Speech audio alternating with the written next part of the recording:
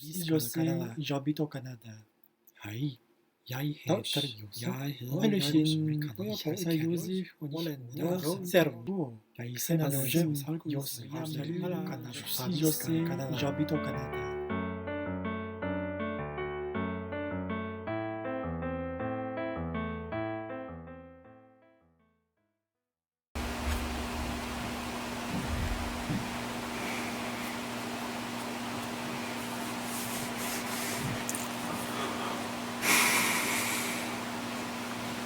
Alright, so things that have come up again for me is I think I posted a video on this.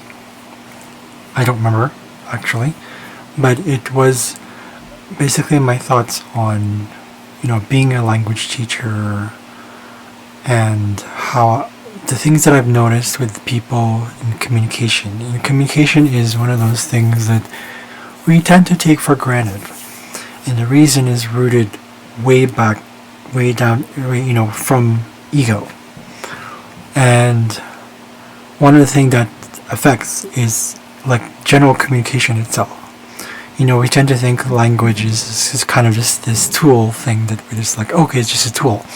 If that's our approach to things in language, then we might as well rip books apart. We might as well slap people in the face. We might as well do all the things that actually cause more damage and more trauma and more harm. But language is not just language, right? And if you really process it, really process it, its core is the transmission. Astrologically speaking, we know this is Mercury, but there's more to it than all that stuff. So the title of this video was preservation, or language preservation. But what the fuck is that? Are we supposed to save languages, or is it really about the culture?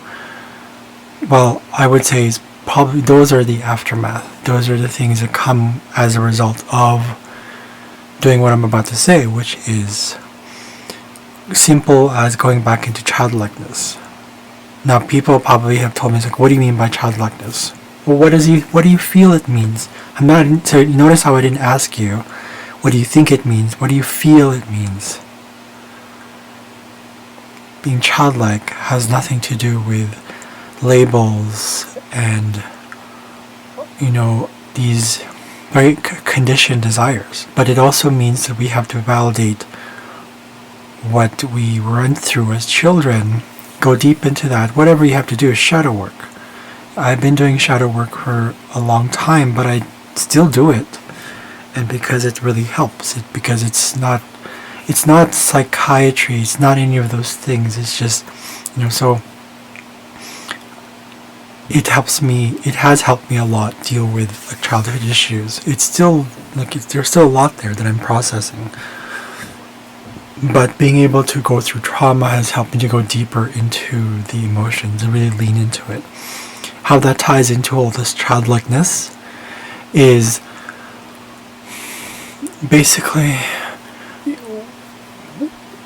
you want to be able to find the balance and the wholeness and balance between creating more boundaries so that we're no longer surrounded by unnecessary negativity, because there is negativity that we can learn from, and that's because of negativity that is personal experience, trauma namely being one of them, right? So I'm just going to put some my Vicks here on my arm. It's been a little itchy, and it's summer, and it's getting warmer, so personally I like the cold. But anyways, so being childlike has nothing to do with any of those things that we think it is. It's like we think childlike means being childish, like immature. No, obviously not. And the fact that these things have to be regurgitated, have to be told to people, means that we've been conditioned for such a long time to just get the answers, to be spoon-fed the answers, but not really understanding it. This is how we treat language, as one simple example, as a tool for being human. Right? I've seen it so many times, like the people I live with upstairs. There's communication or language barriers because even though they say they speak English, there's a gap in communication because every single time humanity has passed on languages, it was taught through writing first, it was taught then to reading, and then listening became last, as if listening is like a negative thing, or listening is like a detrimental thing. It's like because it's boring to the ego, because it's just quiet to the ego. The ego doesn't like silence. The ego doesn't like being with itself. It ties into all this. Look at the history of man. Look at the core beliefs of people individually and collectively. Look at what's happening in terms of what has happened and why we have cultural genocides, linguistic death, language death, all these things that have actually destroyed not only cultures and languages, but a sense of communication that a specific group of people have evolved to know. Language apparently, it changes, it evolves over time. But when it comes from a place of control factors, where it's it's very insidious. People don't realize that. So, for example, there's just one thing. Why is it that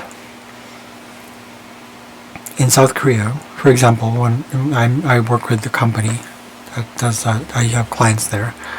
So why is it that now there are language schools like English? What is it? What is that about? Right? There's nothing wrong with that, of course. It's not about the whole grand scheme thing. It's not about good or bad. It's just more there's nothing that in itself is not inherently good or bad. But where does that come from? We tend to forget that we tend to neglect the past in order for ourselves to bypass the present so that we can live in the future. So what happens there is it creates more layers of trauma, layers of accidents, layers of hurt, layers of pain, instead of addressing what the core is, which is core stems from the past. You process this, literally process it. Don't take my word for it. Don't be the whole this is what he said, and this is what he said. It's all very label and superficial. It's not going deep within. So, and this could also be my ego talking, but it's not really that. My goal here is not about, let's preserve language. Our goal is to be protecting the past. The past is the past, but what's happening is that we're using that belief of the past is the past as an excuse to bypass healing of the past.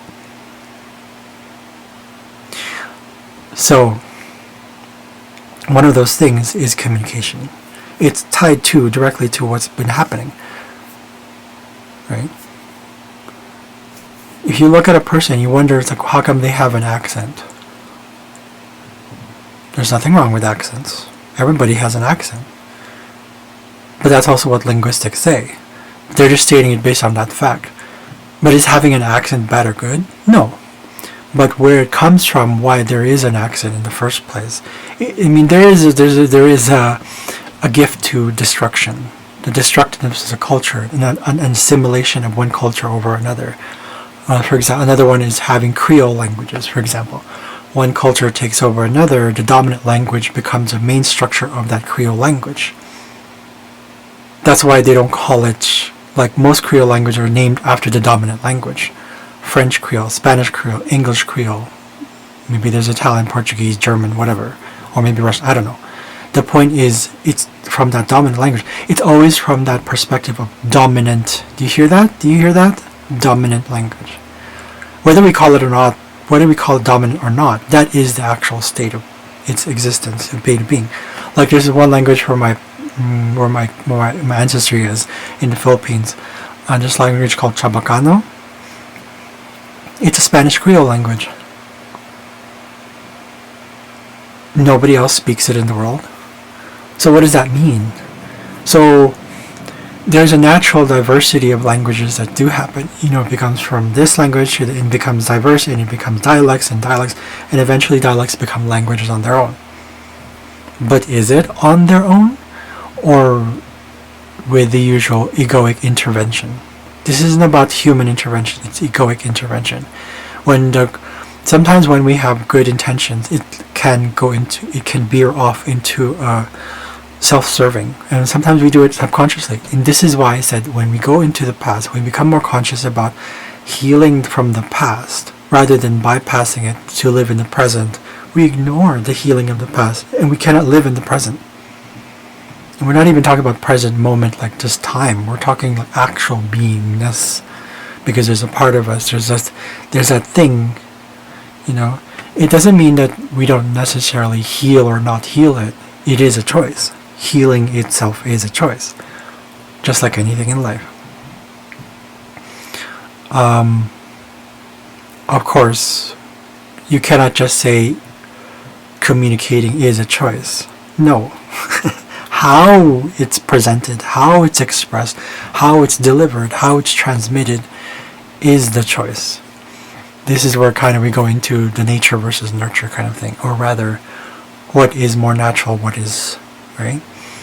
So for example, tying this to even being queer, general queer, cannot change the beingness of that. You can change how it's called, you can change how it's understood, you can change it. We have control over that. But the fact that it's being just like that, exactly what it is. So the same way the thing with the flow of communication as a tool. The flow of communication is the flow of communication. We can change it whatever it is, but it's going to go either way. This is why dialects evolve, they adapt. But the point that's really being made here, or the point I want to personally make, is the fact that we can't use that in itself, that the flow of communication is the flow of communication. We can't just use that as an excuse to say, well, let's fuck all that, the culture stuff. Like, it's just language is language. So what's the purpose of having languages if it's going to be completely absolutely kind of autocratic? There's only going to be one type of language. Or what's the use of allowing it to spread? Shouldn't there be somewhere, as sometimes we call it compromise, but I've learned recently, it's compromise is a negative thing. It's a zero-sum game, as Teal Swan puts it. Right? Zero, lose. No, we accommodate. But where does that stem from? It all comes down to being the present of being. And it's going to take humanity quite a long while to understand what that presence means. Even sometimes I kind of wonder, but that's part of being human. The awakening process for most of us is a gradual thing. So that comes with the whole language thing, right? And whether your intention is fluency or you just want to know something, fine, that's what it is. But the thing that I personally, there's a reason why I personally have to validate it for myself. I don't need anybody's validation on this. The whole reason why cultures would be nice. I'd like to preserve a lot of cultures because I like diversity. If you're not all for diversity, go ahead and do what you want to do. But there's a reason for diversity. I mean, I believe that even if we had one language in the world, just one language, what would happen to that? It will diversify. We can't stop that. I think the ego is part of that diversification as well. So it's not to justify also that what any sort of egoic, ego-based or egoic endeavors or in every choices that we made as a species, it doesn't justify that what we've done before, like genocides, is actually right. It's more about being conscious of as it is now, time-wise, and also being present, so that when we are in this state of being, in the 3 dimension, when we acknowledge those things, we awaken too. So automatically it goes into 4 dimension in whatever, right? It goes. So the perception that we have of life changes as we kind of look back into ourselves. Okay, why is it that, like, so for example, if I were to go to someone who says, oh, you can't, why do you have an accent? Well, they have an accent. But the goal isn't about what happened in the past. More like how and why would have happened. I mean, if they don't want to do that, if you don't want to talk about it, that's totally fine. My intention really about this whole video is kind of bringing to awareness like how the egoic choices we made as a collective has affected the diversity of languages or communication really, and why there's still going to be ones that are dominant today, because it's really unconscious behavior, right?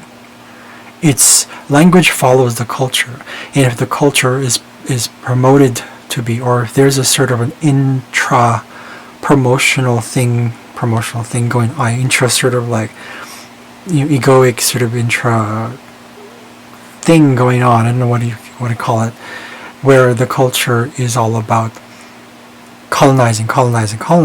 You don't need to call it that way, but the energy is the same when you want to continue to, it's not to say that it's bad to spread, but I think we need to be conscious and aware of, at least be aware, or like, that whole conscious, literally, not just consciousness itself, but like, be like, what would happen if I do this? Right? English is widespread, so we can't stop that, sure, okay. English is also a beautiful language. It has its own diversity, it's inconsistent, all that stuff. But take it for someone or other people who are bilingual, naturally bilingual or acquired bilingualism. Take it from that. Take it from the people like us who have actually absorbed culture, because we have both sides. We understand the difference. We understand the acquisitional. Instinctively, we understand the process, because it's like, I just know it, because that's how I acquired it. It's not the words. It's how you see your body, right? What is it? What is the research? 80%, maybe 75%. I don't know. Sometimes I forget the exact percentage. I don't give a fuck about that. The majority of communication is body, physical. So what the fuck does that say about language and communication? It's not about the writing. Those are representations of the language itself. Many people will disagree about this. I don't give a fuck about that. Go ahead, write the comments down if you want to. I'm not here to be dwelling in your pessimism. I'm here to say for myself that it's like what I personally have observed in my experience. I see so many times. You go to many language classes, you know what they do? They force you to speak on the first day. And you know what that does to the brain? It causes trauma. We don't realize it, but it's like, it causes insecurity. It causes, maybe not exactly trauma, but still, there's a link to that whole pressure of like, you have to do it this way, to do it this way, this way. It's a control factor. We don't realize that we're doing it. I'm guilty of that too. But this isn't about guilt. This is about where we go. Head in towards acknowledging the past, we learn from it so that we can actually, as we're doing it and being conscious about it in the present, so that in the future it just naturally flows a little bit better, right? We're not attached to the outcome, we're not attached to the past, but we are acknowledging that we can change a bit, we can change how we behave now so that we flow into this. This is a very 3D linear sort of perspective. This is what we understand. But I've always understood that it's more than that when it comes to preservation. Think about it.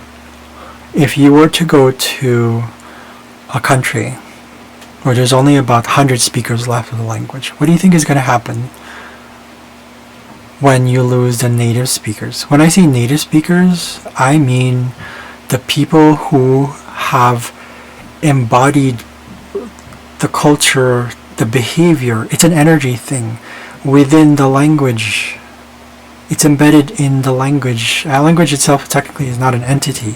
It's a tool, it's a vibrational thing that flows within the flow of communication or transmission of information.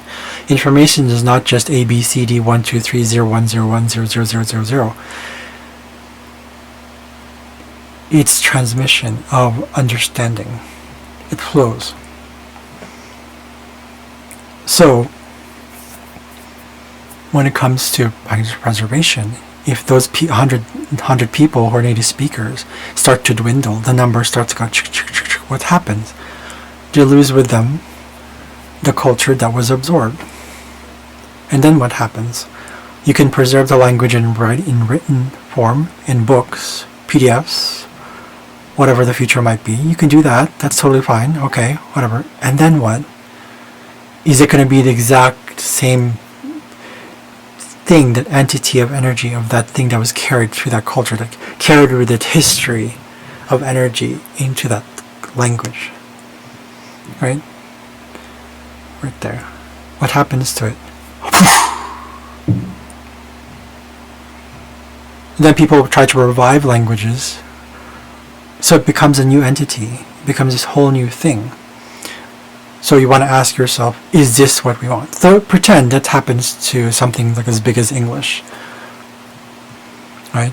We have to be also, part of, a lot of this is also being compassionate.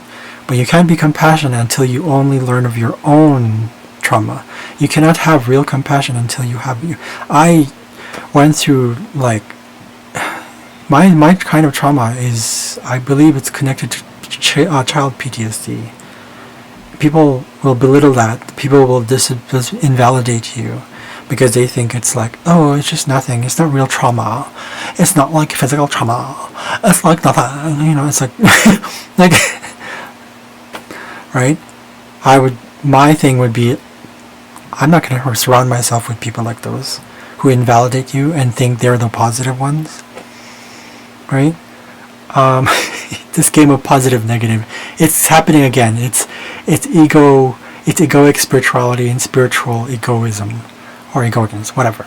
It ties into everything else in life, and one of them is language. So when we think about language preservation, are we looking at it from because we're afraid of losing things, or is it more about having compassion so that we can enjoy what is the gifts of what's already happened? A language will naturally die. If you kill everyone on this fucking planet, pardon my swearing there again, but like just being what do you call that? Emphatic, right? If you kill everyone on this fucking planet, what do you think will happen? All languages will die, right? What's there to preserve? It's all in the text, maybe? Okay, sure. And then who's going to speak it? The only time we tend to be afraid of something is when it really happens to us. But that in itself that can lead to, being the key word, lead to compassion if we so choose to. So how this ties into language preservation is really about, if people are afraid of losing their culture because they're losing their language, we have to, as a collective, share the actual experience that it's like, it cannot be done through these traditionalized method of language learning. It's called language learning. Okay, and I'm not promoting not promoting language acquisition or language learning. That's not what it's about. This is not that. But having compassion and figuring out where do we go from that, where people are afraid of losing their culture, because it's a collective identity. A collective identity is no less important than an individual identity. It's part of the learning process.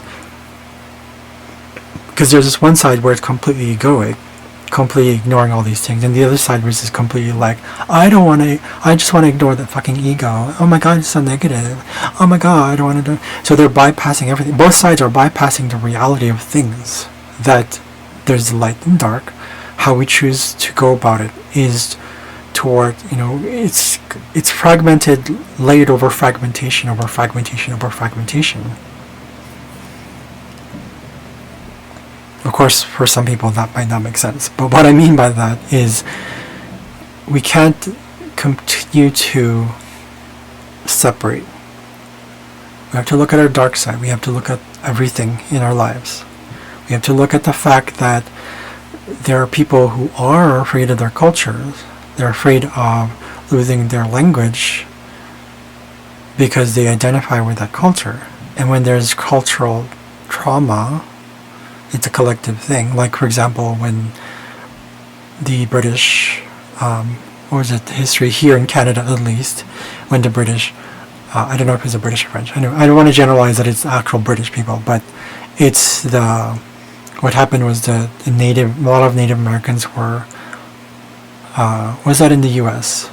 I don't know. They were here in Canada, I believe they were given guns and flour. So yeah, it's similar to Canada in the US, I think, where they were given flour or something like that, and guns or something like that, and they were taken off their own lands and sent to these things called reserves. And they weren't in those reserves. It's bad enough that they were taken away from their land, which is meaning land as in like to be just free. That's just limited freedom, but still, it's what they knew. They were taken away from that and put in place in these reserves. So it's bad enough they were taken away from those.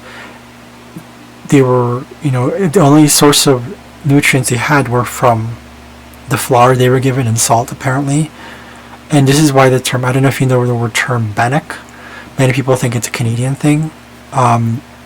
It is historically, but it's not. It has negative history behind it. So I don't usually promote people like, oh, try bannock. It's like it's a food of the oppressed. So we don't want that. So that's an example. The Native Americans, a lot of them were placed in reserves. It's basically like concentration camps, except like, let's ignore the fucking elephant in the room. Let's just pretend it's like it's for their own good. So they were converted to Christianity. They were told not to use their own language, or they would be flogged or abused or traumatized or hurt, or I'm not sure, possibly even killed. But for sure, it's a form of slavery. I don't care what you call it. Slavery, oppression, suppression, it's a power thing. So this is what happened. Most Native Americans today don't speak their own language. And it's nothing to do with language itself. Okay, we gotta get our minds away from little fucking stupid little boxes. Okay, part of my projection here, but it's like, we can't. It's so fucking myopic. We have to go and see, like, what if I were in those, what if I were in their shoes? How would I feel? Right? I come from a background where my parents don't today, up to this till today, they don't know how to speak English properly. And so that's kind of like trickled down on me, or sometimes I question, like, do I speak English? Did I actually acquire it? Yeah, I have a lot of fluency, but I wouldn't necessarily say like, oh, like, I'm like the perfect, C2 native speaker of English. This isn't about fucking labels. This is about reality that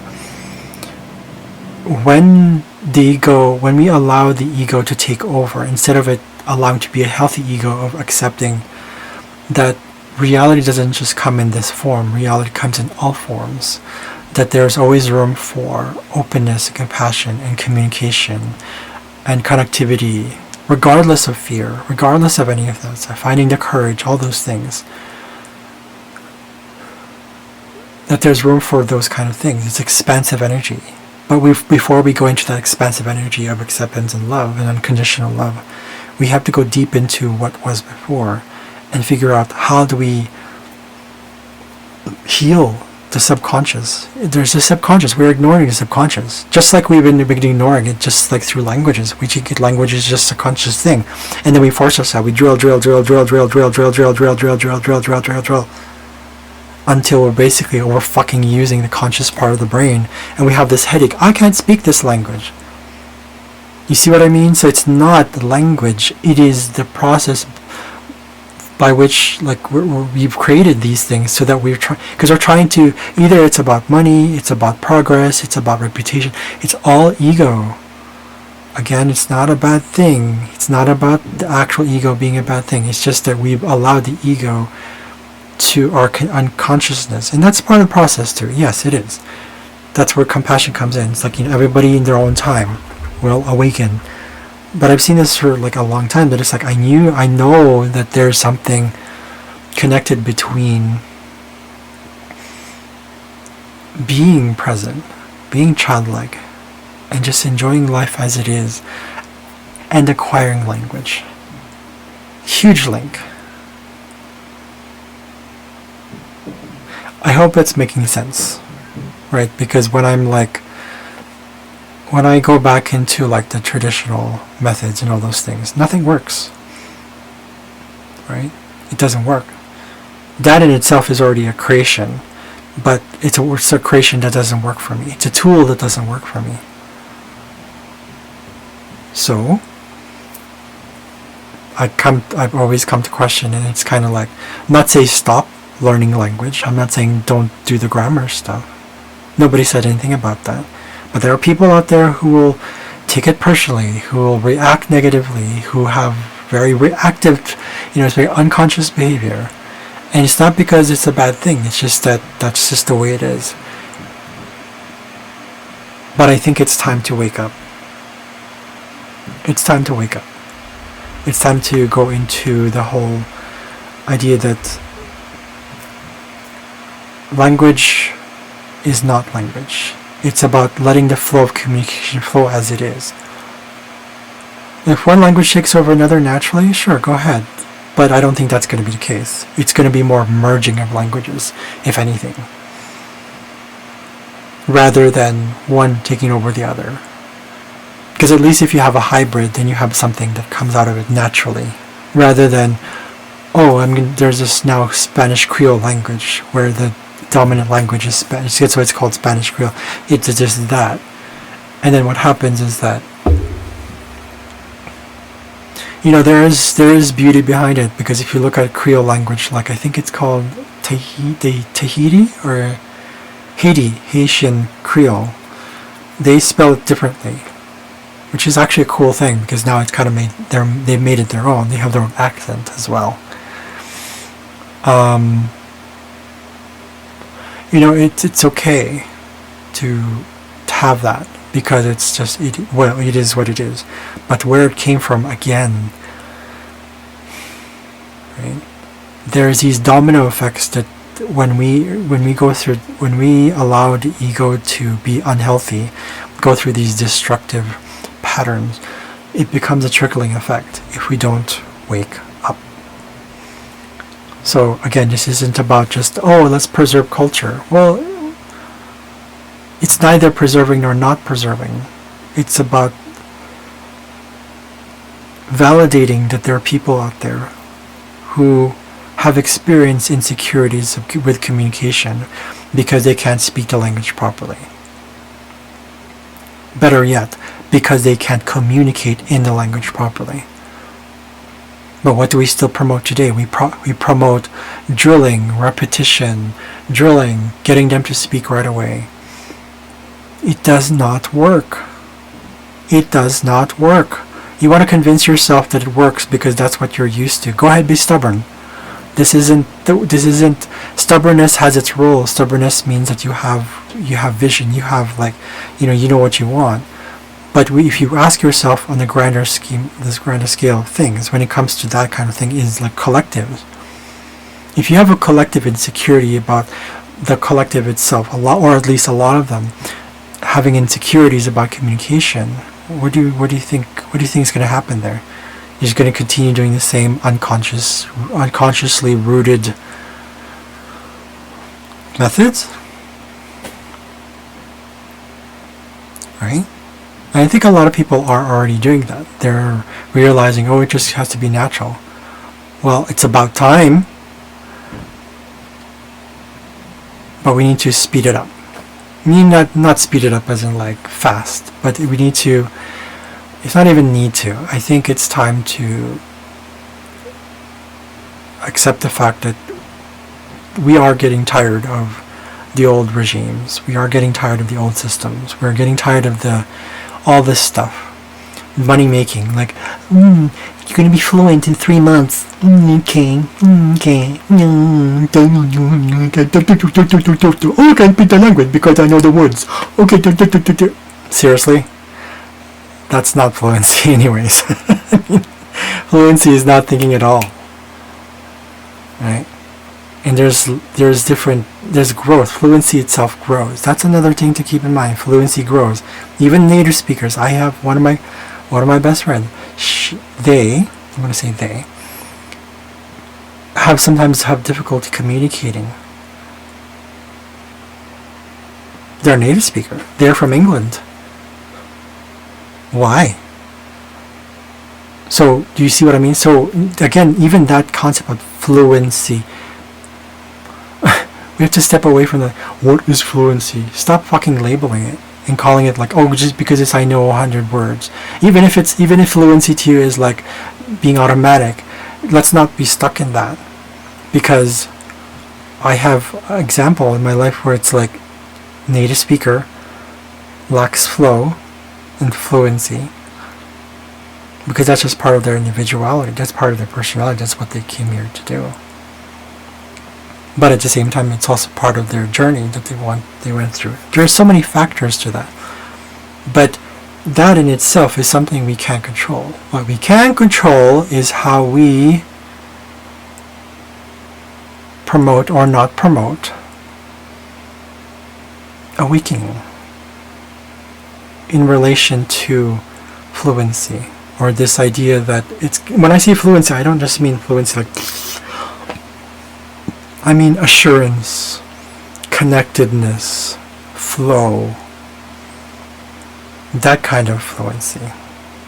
If we think fluency is just like this kind of thing, where it's just like this thing that goes, it's deeper than that. So, that's my little spiel, I suppose, for today. Take it or leave it. But thank you for watching. Hope to see you guys later.